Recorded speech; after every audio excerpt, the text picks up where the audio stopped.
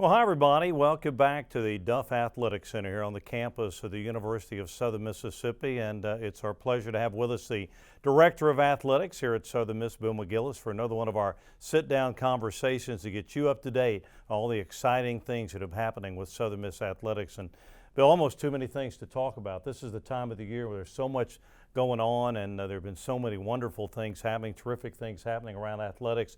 And it started, I guess, for the reason that we're all here, and that's graduation. Last Friday, graduation at Reed Green Coliseum. I think we had 26 of our student athletes that were part of that graduation ceremony. I know I was there. Great luncheon to honor those student athletes and their families, and kind of a send-off. But what a great event, the graduation of those, not only just the student athletes, but all the great students here at Southern Miss. No doubt, John. And by the way, fantastic tie. I love that tie. I've got to get that tie. But you know, I mentioned on Friday at the luncheon that you know, we get caught up in the trophies and the singing of the fight song and the scoreboard and so many of those things that we compete for at the Division I level and that are so important to all competitors, myself included. But the pinnacle of what we do is graduation. And Friday was fantastic. You know, as you mentioned, 26 student athletes, kind of split between two graduations, morning session and then the afternoon session. And there is just no greater feeling than sitting up on that stage. And I have the privilege of being up there with the rest of the cabinet and other officials wearing the cap and gown, and to sit in that back row and watch a student athlete come across that stage with a smile on his or her face and shake hands or high five Dr. Bennett. I mean, it's a special feeling for me as the AD, and I'm so proud of our student athletes, the way they compete in the classroom. You and I have talked many times, and our fans know we do, about winning in the classroom, winning on the playing field, and winning in the community. And that's what the young women and the young men at Southern Miss are doing.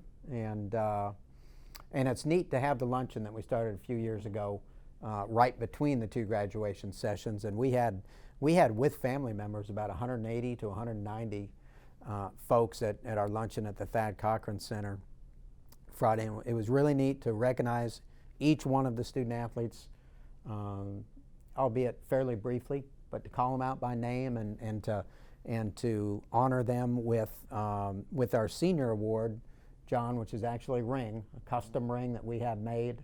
Again, many of them have championship rings or bowl game rings, but our senior award is in essence a class ring, and it represents everything you've done as a student athlete at Southern Miss.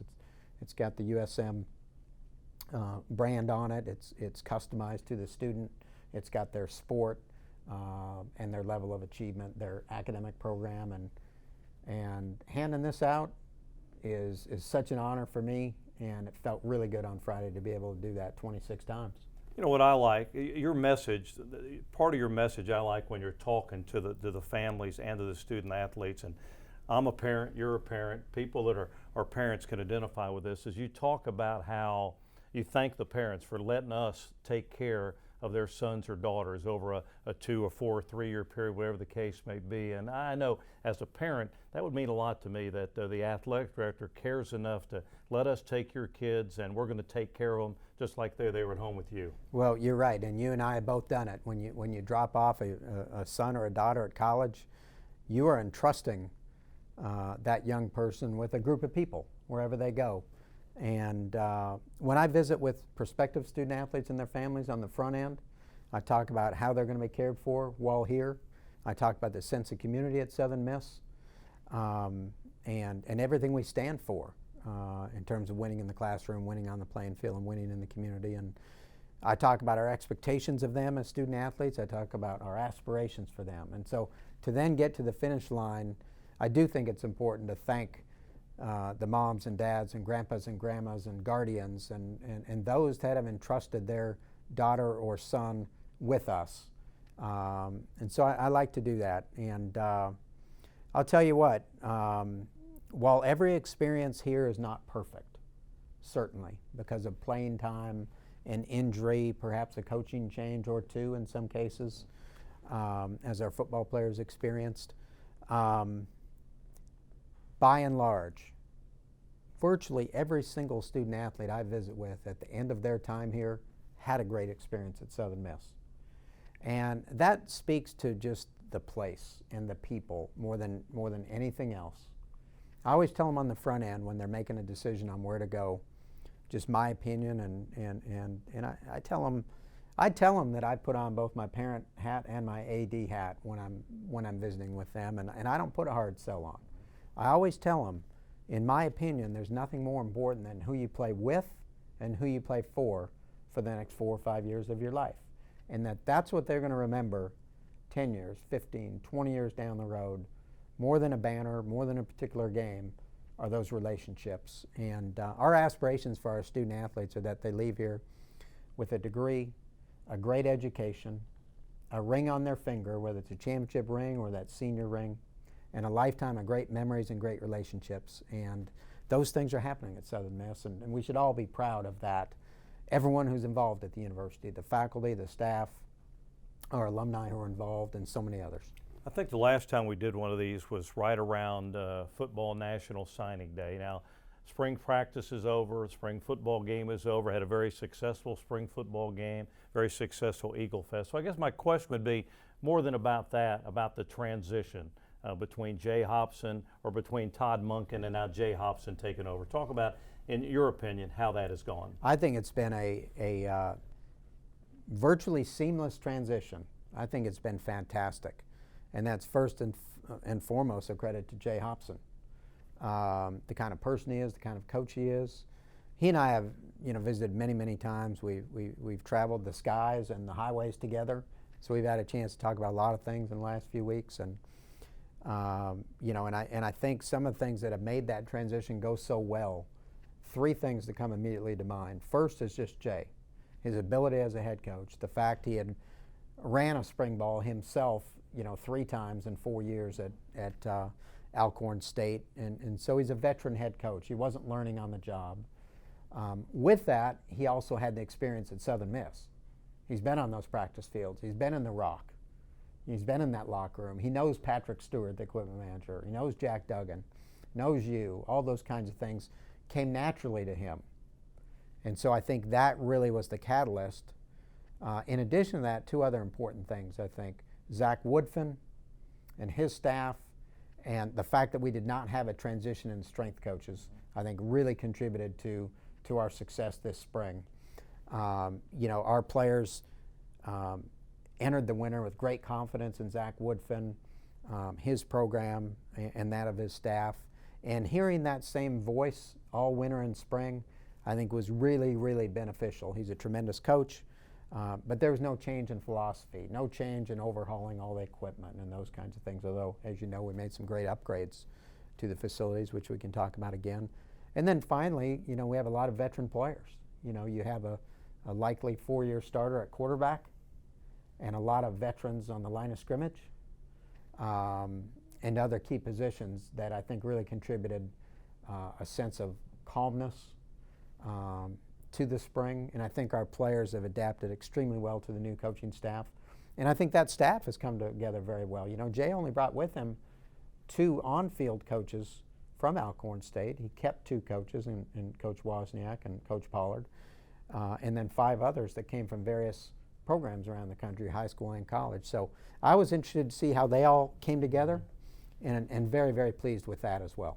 You mentioned that you and Jay have been on the road, traveling all over the southeast part of this country, talking Southern Miss athletics and Golden Eagle football. Here in a couple of weeks, the beginning of the 2 to Top tour, where you're going to go, I think, over 14 cities over the course of maybe the next 2 or 3 months, but particularly a Caravan here towards the end of the month, where you're going to go to some cities around Mississippi, up to Memphis, over to Huntsville, Alabama, to sort of take the vision of Southern Miss and Southern Miss athletics. I'm really excited about it, John, and if not for our baseball team's great success, we would have looked forward to having you tagging along, and probably the second round you'll be able to go with us. But it's going to be all of our head coaches that travel together. So it's an opportunity for those coaches to bond together on a bus trip, and also to take the gospel of the Golden Eagles around the region, and which we've been doing. We're going to do it in a concentrated period for those 3 days at the end of May, beginning of June. We're going to get to Brookhaven and Macomb out of the box, and then on to Natchez and Vicksburg and Memphis and Nashville, Huntsville. I think we finish up on the coast. And then later on in June or July, we will get to Atlanta. Of course, we've got the big three that we always have in the summer with the Jackson All-Star Party, the Beach Bash on the coast, and then Golden Eagle Fanfare at the Lake Terrace Convention Center.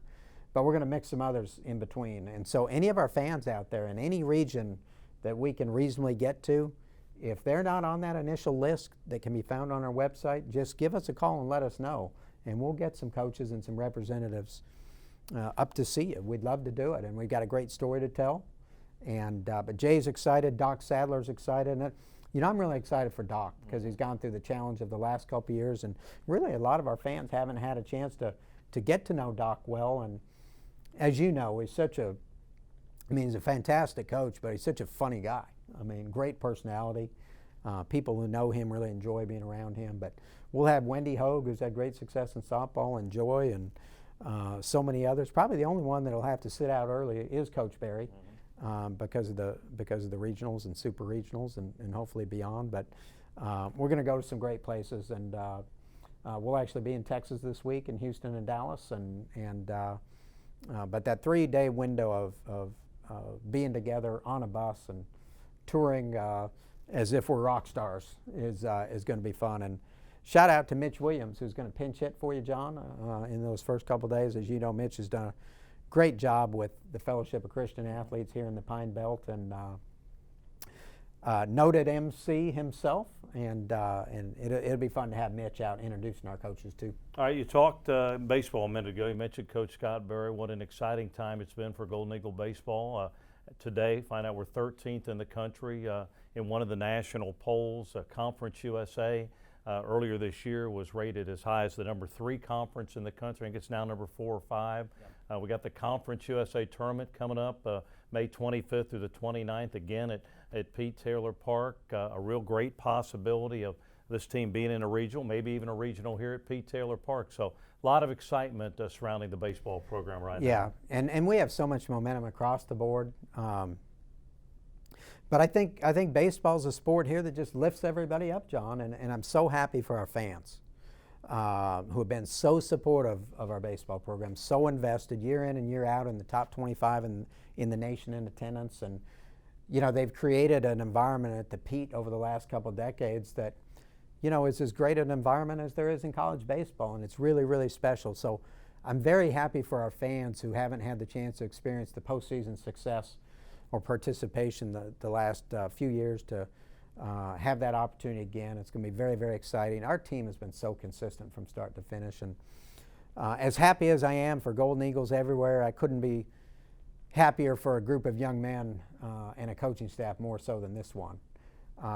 Great staff, great leaders, great mentors. They just don't come any better than Scott Berry, and for him to be rewarded with this kind of success and is very gratifying. And I had a note from an email from a fan, a great fan, longtime season ticket holder and supporter, who had written me, you know, last year at this time, very, very disappointed in where we were, and he sent me a note this year to explain his emotions from a year ago and let me know how pleased he is with Coach Berry and that staff and that team, and I'm thankful he wrote, and I'm grateful for all our fans, the way they've hung in there and supported this team. And you know, hopefully we've got a long ways to go. This Conference USA tournament is really, really important for a lot of different reasons. It's the last time we're going to host it for a while. We'll go to the coast for the next 3 years, as you know, in Biloxi. But I want to send our team and every team in our league out with a bang. And there's no better place to have the conference tournament than the Pete. We need people to turn out, and ticket sales actually have lagged a little bit, to my surprise, especially with the success of this team. So we need everybody to get on board here over the next week and buy your tickets in advance, so you're not having to stand in line at the Pete next week. And I guess also we may as well mention, John, at this time that we've made the decision administratively that we will play our first game, Southern Miss's first game, which is the only one set in the bracket right now, opponent TBA, but we will play at 4 o'clock next Wednesday, the opening day of the tournament. And we had to make a decision whether to play at 4 o'clock in the afternoon or play the evening game at 7:30. And we chose to play the afternoon game time this year for a few reasons. One, we probably need to shake things up a little bit. I don't think we won this thing yet when we've hosted it, so we need to get some karma going our way. But also on a serious note, these games have frequently been pushed back, have run behind schedule due to weather, other delays in the game, and therefore oftentimes we have not played until very late in the evening, and our team's not getting out of the ballpark until midnight, 1 a.m., which makes it difficult to bounce back the next day. So for the benefit of our baseball team, putting them in the best position to have success, which should be all of our goals, is winning this tournament. We think the 4 o'clock time puts us in the best position to be successful. And we also think it will turn out to be a great convenience for our fans. Potentially, if there's weather delays, Southern Miss won't get kicked to 8, 9, 10, 11 o'clock at night for a start time. One of the toughest jobs of an athletic director is hiring coaches that fit into our athletic program here at Southern Miss. I don't think anybody doubted when you hired Wendy Hogue a couple of years ago to take over the softball program that she was going to be successful. I'm not sure they thought she'd be as successful as quickly as she has, but what an amazing job she has done. They share the Western Division title of Conference USA. They came just that close to making it to the championship game, and that close maybe from winning a conference championship this year. Amazing job. It really was, and like a lot of our head coaches, Wendy first and foremost again is a teacher, a mentor, a great role model for our student athletes, which is fundamentally what you want to have, together with the expertise, the ability to recruit, and those kinds of things. But she is first class. She's a winner. She's won everywhere she's been. She took William Carey from 2 wins the year prior to her arrival to 50-plus wins in her final season. And it'll take some doing to get to 50 wins at this day and age in Division I, but she's done a fantastic job. Our most wins, as you mentioned, since 2004, winning season, division champs. When we were picked to finish last in the league, and tied for the West Division Championship. She's got us on a great path. We lose 4 seniors who participated this year, so she's got the bulk of that team back. And they're on a great trajectory, as are a lot of our spring sports. But I've got to give a special shout out to our senior class in softball, because they went through some challenges that they're aware of and I'm aware of, highs and lows. And it's always a journey for senior student athletes, and oftentimes a microcosm of life, that experience. And they did an amazing job. And I've told them personally and publicly, privately and publicly, what they meant to me as an AD, and all of our fans should know what they meant to our program and the courage that they displayed along the way as change occurred. Very, very proud of them. And so baseball and softball have gone gangbusters, but you look at our other sports, John. I mean, track, another very successful outdoor season, some really special achievements. Miriam Croma winning the 400 meters, finishing second in the 200 meters at the Conference USA Outdoor Championships, qualifying for the NCAA Championships in the 400, setting a school record, qualifying to represent her country, Liberia, in the Olympic Games. Phenomenal athlete that most of our fans have never heard of. Phenomenal. So shout out to Miriam and others in the track program that won gold last weekend and have qualified for the NCAA Regional Championships. I think we'll end up with our relay teams, which perform very well, and some of the outstanding individual performers. We'll probably end up with 6 to 8 athletes advancing to the NCAA Championships in track and field. Well, I want to ask you about some of these other sports. And another new coach is Erica Brennan with the women's golf program at Southern Miss. That's a program that won a couple of tournaments during the course of the year. They got to the Conference USA Championships, had a tremendous finish. So that's another program that's on the rise. It is. And Erica, was a successful head coach at St. Leo in Florida, Division II school. I'd actually met her when I was in Florida on one occasion. We tried to hire her at USF for a job there. And had not been in communication with her really since I had left then, and then our job came open, and I heard from her initially, and we had a great pool and hired her a year ago. Best finish ever in women's golf at Southern Miss. Excellent, excellent coach. Dynamic personality. Going to do great things in the community. She is absolutely the whole package. We can and will be champions in women's golf at Southern Miss. You know, Jerry Weeks and the men's golf team struggled a bit competitively this spring, but I feel great about Jerry's leadership, the way he represents us with the young men that he leads in our men's golf program, also the way he represents us in the community at the Hattiesburg Country Club and everywhere he goes. We've got a first-class men's golf program, and then you look at the two tennises, which we talked about early in the spring, and women's tennis, best record we've ever had here at 17-4, and men's tennis had an excellent, excellent year as well. Dom and Zubin both did great jobs with their teams. They both have their entire teams back basically next year, so we'll be in the hunt to be champions in those sports. And when you look at that collectively, and Jack Duggan has dug up these statistics, excuse the pun, but probably the best spring competitively, collectively, that we've had at Southern Miss in over a decade. All right, let's talk about one other thing here. Let's talk basketball. Since I guess the last time we visited men's basketball, you finally got the decision from the NCAA. You mentioned Doc earlier. Just talk about that a little bit and how athletically and competitively with Doc and his crew, how they've handled that and how you're moving on from what was handed down eventually. Yeah, and we've talked about it a lot, and a lot of people, a lot of fans that stuck with us and came to those games have talked to me about it a number of times, just the job that Doc and that staff did. We went into the spring, you and I talked about it, really I wanted 5 things in the spring. 2 that I always want, and one is to get more people engaged as season ticket holders and more people engaged in the Eagle Club, and that remains so important for our success. Make sure we hit on conference alignment before we get out of here too. But you know, those 2 things, we made good progress there, but we have to make a lot more progress there for many reasons, which we can get into. But the stability of our program, of achieving competitive success and just remaining solvent, is going to be a function of private fundraising and our season ticket numbers going forward. I mean, it is absolutely imperative. So I wanted those 2 things to keep moving in the right direction, and they are. We just got to move them there a little more quickly. But the other 3 things were, I wanted to get the basketball case behind us, whatever the outcome, and it turned out to be a very good outcome for us. The NCAA did not impose any additional penalties beyond what we had self-imposed. So that was a great thing. We're free and clear in terms of the postseason going forward. And that's cleared the way for Doc in terms of recruiting.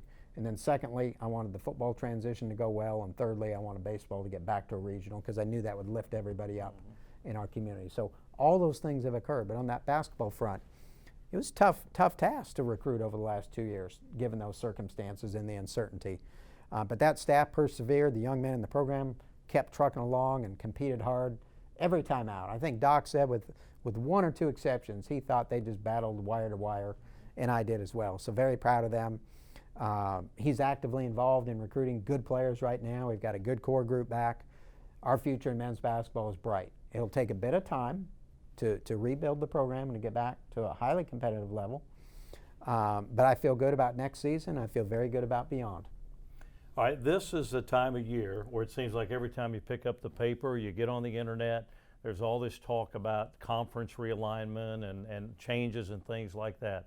You know, talk about that a little bit, where Southern Miss is in regards to that, how you see us positioned for whatever may occur here sometime in the next couple of years. And we've also talked about this and written about it a bit before. It remains a fluid landscape. None of us have a crystal ball.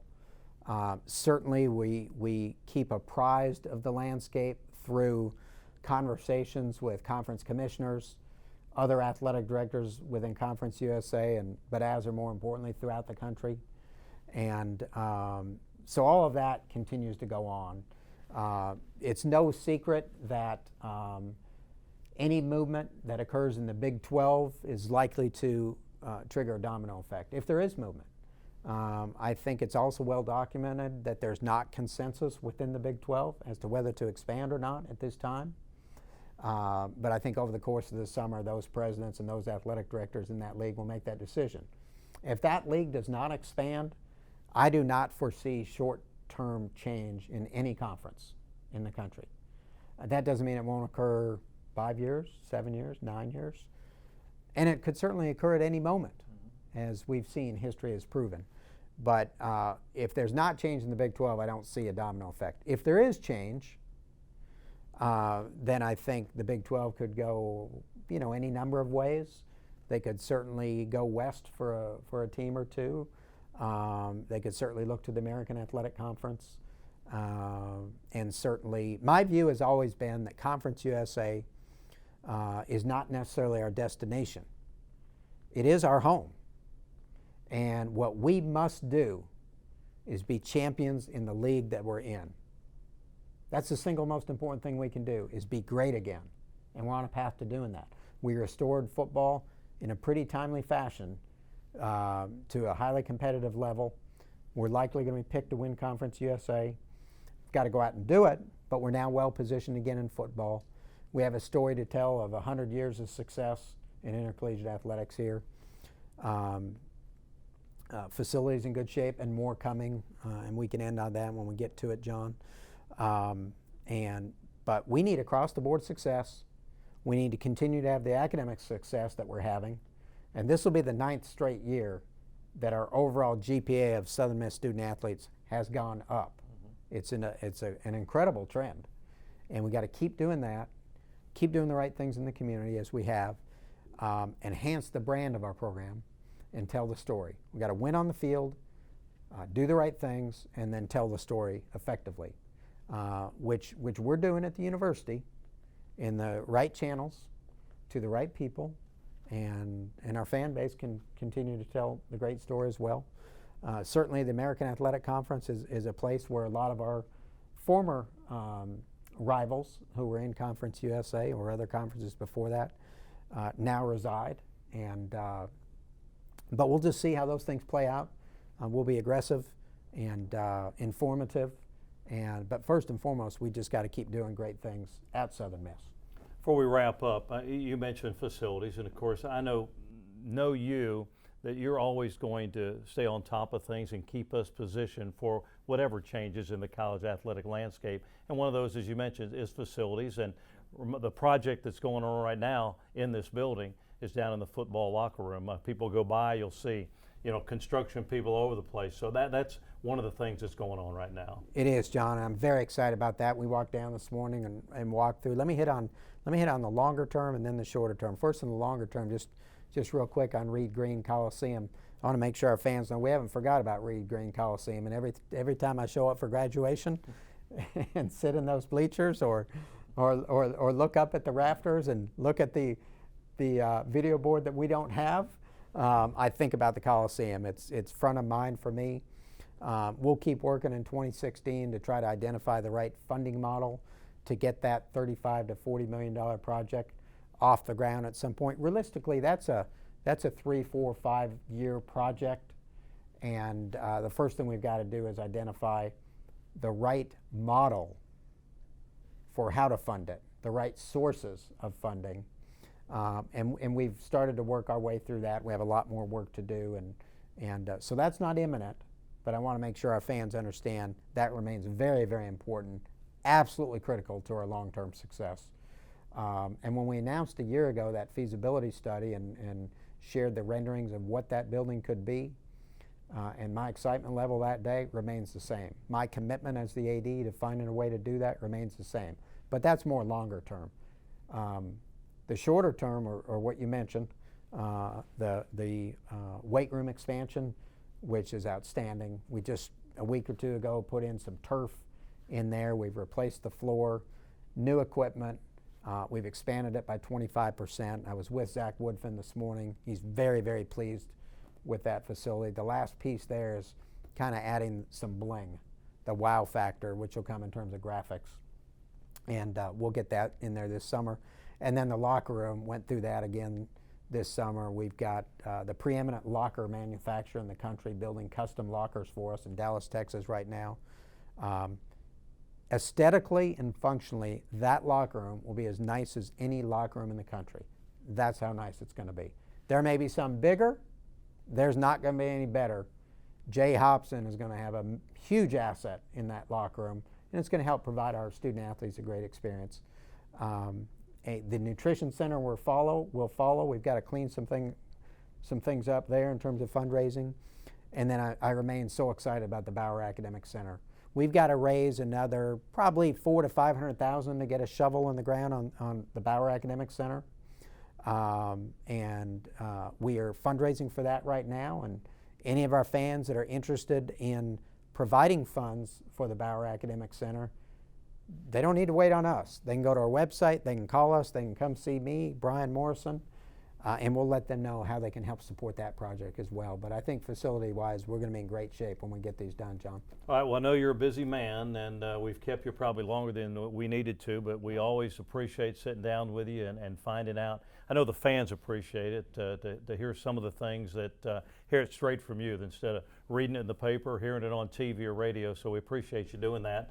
But before we wrap up, what would your final message be to our fans today? What do they need to be doing now to help support Southern Well, Miss? first, I just need to share how much I love the support, how much I love talking about Golden Eagle athletics, and how privileged I am to be the AD here, and how appreciative of the support. You know, it's 3 or 4 things that all of us can do, and that's speaking positively about the university, positively about our program, positively about Conference USA. You know, as long as we're in this conference, we have a responsibility to make this league great, and that's what I want to do. And then bringing more people on board. I think it would really, really help us, and I would ask our fans to look at their own personal investment in the Eagle Club and in tickets, and see if there's another level that they can support us at, and do whatever's right for them individually and as a family, and then bring somebody else on board. Let's get another Golden Eagle in the Golden Eagle family, and let's do this. Let's get to the top together.